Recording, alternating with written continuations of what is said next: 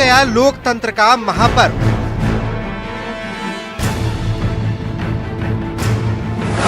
चंद घंटे बाद पहले चरण का चुनाव। एक एक वोट दे करके इनको विजयी बनाइएगा। वोटर के दर पहुंची ईवीएम।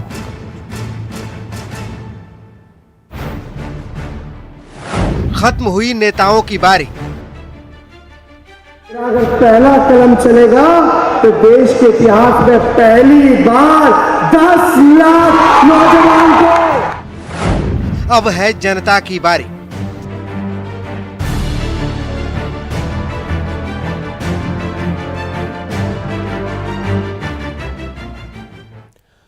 नमस्कार, न्यूज 18 बिहार झारखंड देख रहे हैं आप और मैं हूं आप सबके साथ अनूप। बिहार विधानसभा चुनाव के पहले चरण का चुनाव प्रचार थम गया है।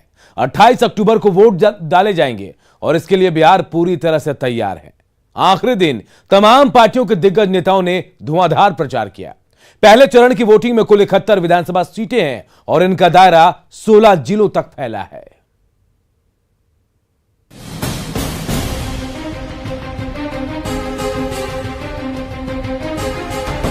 पहले चरण के लिए उड़न खटोलों से उड़ने वाले नेताओं की बारी खत्म हुई।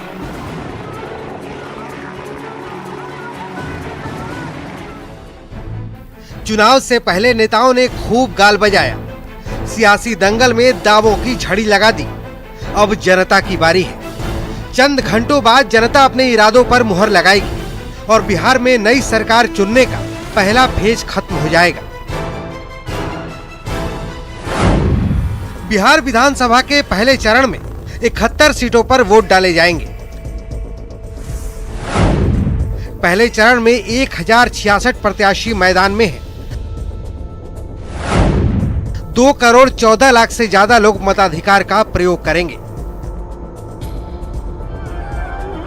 कोरोना महामारी के बीच बिहार में चुनाव होने जा रहा है। कोरोना काल में बिहार विधानसभा का पहला चुनाव है, जिस पर पूरे देश की निगाहें टिकी हुई हैं। बीमारी को देखते हुए प्रशासन ने बूथों पर क्या क्या इंतजाम किए हैं, आइए वो भी जानते हैं। सभी बूथ सैनिटाइज होंगे। बूथों पर सैनिटाइजर और मास्क उपलब्ध होगा। हाथ धोने के लिए साबुन और पानी की व्यवस्था होगी।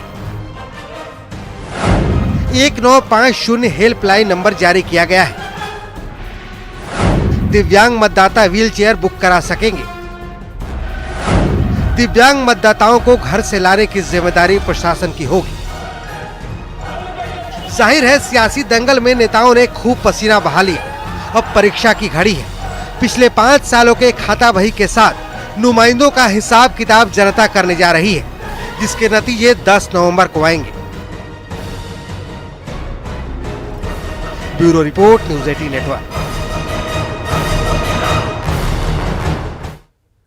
और पहले फेज में जिन 71 सीटों पर 28 नवंबर को चुनाव होना है, और 71 सीटों पर 2015 के नतीजों को देखें तो उसमें बीजेपी को 13 सीटें मिली। आरजेडी के खाते में सबसे ज्यादा 27 सीटें गई। इसके बाद जेडीयू के खाते में 18 सीटें गई। 2015 का हम आंकड़ा आपको बता रहे हैं। इसके अलावा देखिए, बीजेपी के खाते में 13 सीटें आई थी। कांग्रेस के खाते में 9 सीटें गई थी और अदर जो यानी अन्य, उनके पास 4 सीटें थी। यहां गौर करने वाली बात यह है कि 2015 के चुनाव में जेडीयू और कांग्रेस दोनों महागठबंधन के हिस्सा थे, जबकि एनडीए की ओर से हिंदुस्तानी आवाम मोर्चा यानी मांझी की पार्टी और उपेंद्र कुशवाहा की पार्टी आरएलएसपी, जिन्हें 71 सीटों में 1-1 सीट हासिल हुई थी। बढ़ते आगे, बिहार विधानसभा चुनाव के पहले चरण के 71 सीटों पर 28 अक्टूबर को वोट डाले जाएंगे। पहले चरण में कई सियासी दिग्गजों पर नजरें टिकी हैं। इनमें नीतीश सरकार के 8 मंत्रियों की साख भी दांव पर लगी है। इनमें 4 बीजेपी और 4 जेडीयू कोटे के मंत्री हैं, जिनके लिए विपक्ष ने जबरदस्त घेराबंदी की है, तो कई सीटों पर बागी भी चुनौती बने हुए हैं। ऐसे में नीतीश के मंत्रियों वाली सीटों का मुकाबला जो है काफी रोचक नजर आ रहा है।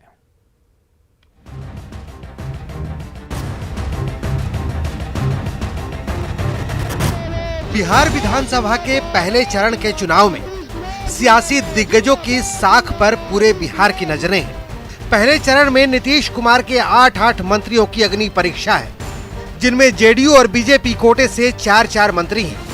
बिहार सरकार के जिन मंत्रियों की साख दांव पर है, उनमें गया टाउन से कृषि मंत्री प्रेम कुमार है, जो बीजेपी की टिकट पर दंगल में है। जहानाबाद से शिक्षा मंत्री कृष्ण नंदन वर्मा मैदान में, जो जेडीयू के टिकट पर दांव आजमा रहे हैं। जमालपुर से ग्रामीण कार्य मंत्री शैलेश कुमार अखाड़े में है, जो जेडीयू के टिकट पर चुनावी मैदान में है। दिनारा से विज्ञान एवं प्रौद्योगिकी मंत्री जय कुमार सिंह मैदान में है, जो जेडीयू के टिकट पर चुनावी अखाड़े में है। राजापुर से परिवहन मंत्री संतोष कुमार निराला हैं, जो जेडीयू के टिकट पर चुनावी अखाड़े में है। बांका से राजस्व मंत्री राम नारायण मंडल हैं, जो बीजेपी की टिकट पर भाग्य आजमा रहे हैं। लखीसराय से श्रम मंत्री विजय कुमार सिन्हा हैं, जो बीजेपी के टिकट पर मैदान में है। और चैनपुर से खनन मंत्री ब्रिज किशोर विंद हैं, जो बीजेपी से चुनाव लड़ रहे हैं। इन सब के अलावा कुछ हॉट सीटें ऐसी भी हैं, जहां सियासत का बैरोमीटर लगा हुआ है। उन हॉट सीटों में से एक है गया का इमामगंज में एनडीए उम्मीदवार जीतन राम मांझी का मुकाबला आरजेडी के उदय नारायण चौधरी से है। 2015 में मांझी ने ही इस सीट पर कब्जा जमाया था। पटना का मोकामा सीट, जहां महागठबंधन की ओर से इस पर बाहुबली अनंत सिंह दांव आजमा रहे हैं। अनंत सिंह का मुकाबला जेडीयू के राजीव लोचन से है। जमुई विधानसभा सीट, इस सीट पर देश के लिए गोल्ड जीतने वाली गोल्डन गर्ल श्रेयसी सिंह मैदान में है और जमुई की जंग को जीतने के लिए निशाना साध रही हैं। बीजेपी की श्रेयसी सिंह का मुकाबला आरजेडी के विजय प्रकाश से है। बिहार का चित्तौड़गढ़ यानी औरंगाबाद, जहां बीजेपी के रामाधार सिंह का मुकाबला कांग्रेस के आनंद शंकर से है। 2015 के मुकाबले में बीजेपी के रामाधार सिंह को बड़ी हार मिली थी। अब इंतजार है 10 नवंबर का, जब जनता अपना फैसला सुनाएगी। Bureau report, news 18 network. इस बार चुनाव का सबसे बड़ा मुद्दा 15 साल बनाम 15 साल है, क्योंकि दोनों खेमों ने तकरीबन 3 दशकों तक बिहार में राज किया। लिहाजा दोनों गठबंधनों की ताकत और कमजोरियों को जानना भी जरूरी है। पहले एनडीए की ताकत और कमजोरियों को जानते हैं।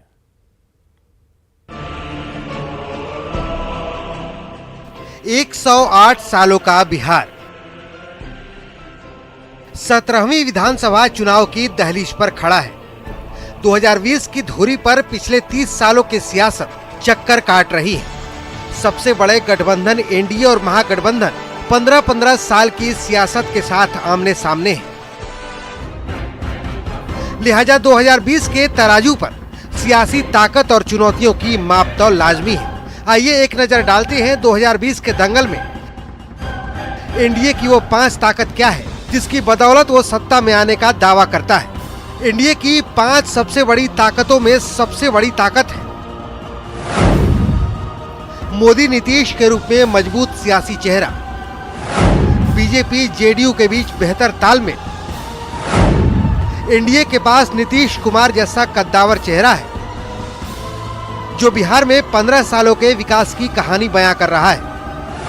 राज्य की अगड़ी, पिछड़ी और दलित बिरादरी में अच्छी पकड़। एनडीए की बड़ी ताकतों में एक है चुनाव की ठोस रणनीति। एनडीए की ताकत जानने के बाद ये जानना भी जरूरी है कि 2020 के दंगल में एनडीए की कमजोरियां क्या-क्या है। एनडीए की 5 कमजोरियों में सबसे बड़ी कमजोरी है एंटी इनकम्बेंसी फैक्टर। कोरोना काल में बेरोजगारी के मुद्दे पर सरकार निशाने पर है। कोरोना काल में स्वास्थ्य सेवा को लेकर लोगों में नाराजगी हो सकती है। कानून व्यवस्था पर विपक्ष सवाल उठाता रहता है। 2015 में चुनाव के पहले गठबंधन के बाद नीतीश कुमार का पाला बदल। जाहिर है हर खेमे की अपनी अपनी ताकत और कमजोरियां हैं। लिहाजा लोकतंत्र में जनता ही जनार्दन है, जिसके जनादेश के लिए 10 नवंबर का इंतजार करना होगा। Bureau report, news 18 network. तो एनडीए की ताकत और कमजोरी को तो आपने जान लिया, अब हम आपको महागठबंधन की ताकत और उसकी मजबूरी बताते हैं।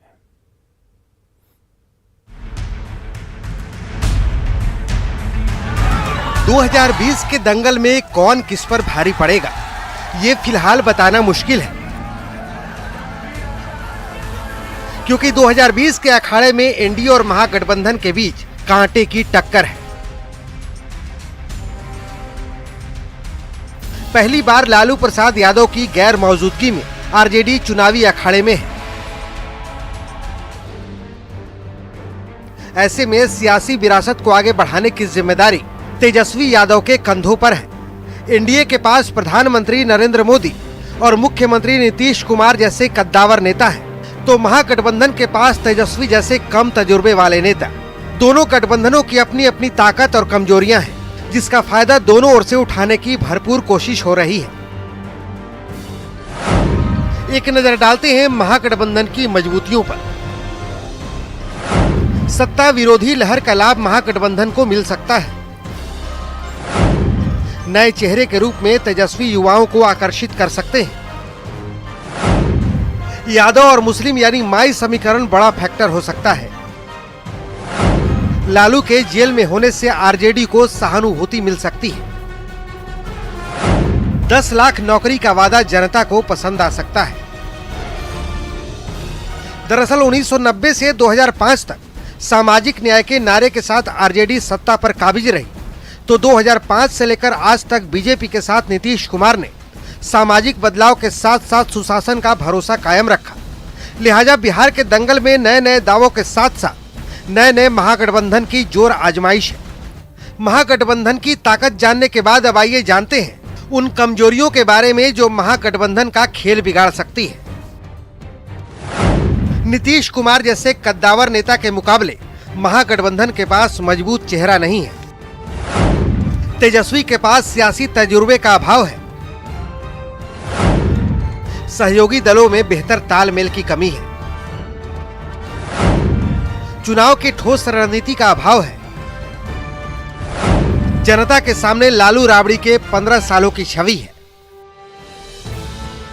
जाहिर है चुनावी अखाड़े में जनता एनडीए और महागठबंधन दोनों को तौल रही है। बिहार में किसकी बहार आएगी, इसके लिए 10 नवंबर का इंतजार करना होगा।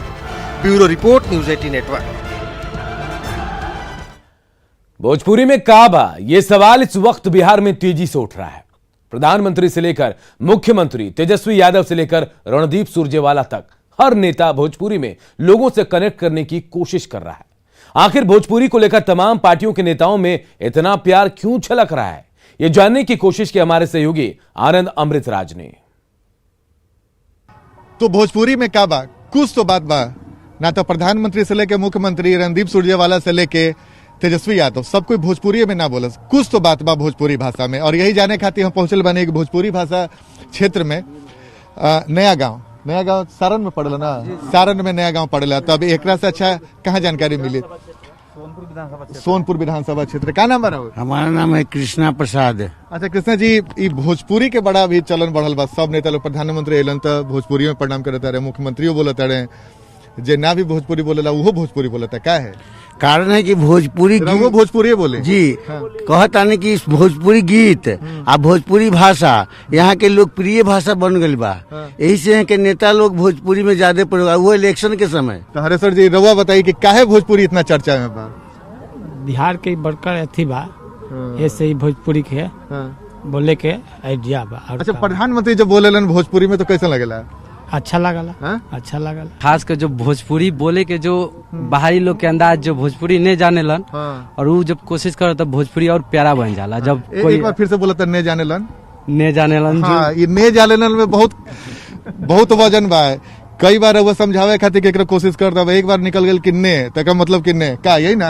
हाँ, तो वो जो उन लोग के मुंह से जो भोजपुरी टोन होखेला ना, बहुत प्यारा लगेला। ऐसे हमनी के भोजपुरी भाषा प्यारा है बा। चुनाव में नेता लोग आवत तरन यहाँ, तो गरीब लोग के ठग के चल जाता रन। कहवा के चंदन भैया, कहाँ उनकर गाँव हो, अरे गौआ के पश्चिम मारे पकवाई नरवा, निमान लागे हो सुंदर लागे पनिया भरे सांवर गोरिया निमान लागे पनिया भरे सांवर।